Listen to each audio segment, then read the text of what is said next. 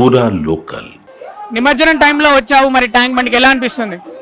Full rush ఉంది bro. అసలు చూడలేకపోయినా, నిమజ్జనం అయితే చూడలేకపోయినా.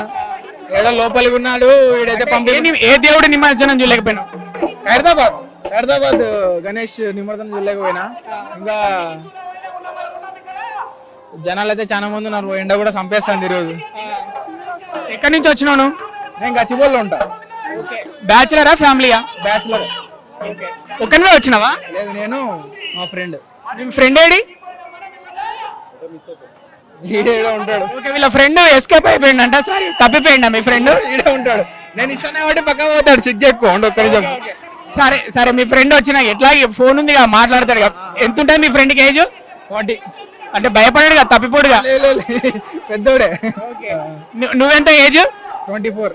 నీకు అతను ఫ్రెండ్ అంటే 44 అంటే అంకు అంటే ఎట్లా ఫ్రెండ్స్ అయ్యారు మీ ఇద్దరు? Office mates.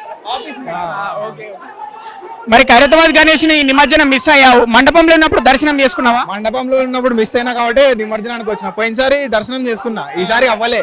అంటే ఎక్కువ వీక్ డేస్ లోనే అయిపోయింది కదా, వీకెండ్ దొరకలే నాకు. అందుకని ఇక్కడ చూద్దామని వచ్చిన. ఇక్కడ కూడా వర్కౌట్ కాలే. ఎన్ని సంవత్సరాల నుంచి వస్తున్నావు?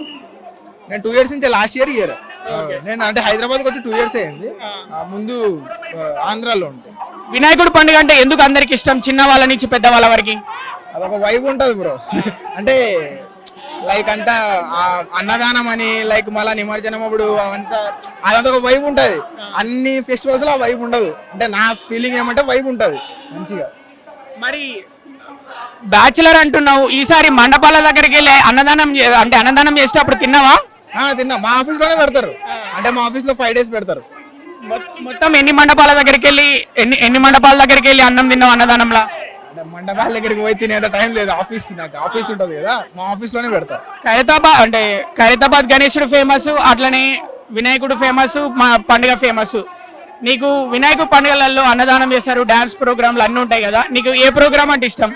దాంట్లో లాస్ట్ నిమజ్జనం అప్పుడు లాస్ట్ లో డాన్స్ ఉంటుంది కదా, అది ఇష్టం నాకు. ఇప్పుడు ఇది హుస్సేన్ సాగర్, వినాయకులను తీసుకొచ్చి నిమజ్జనం చేస్తున్నారు.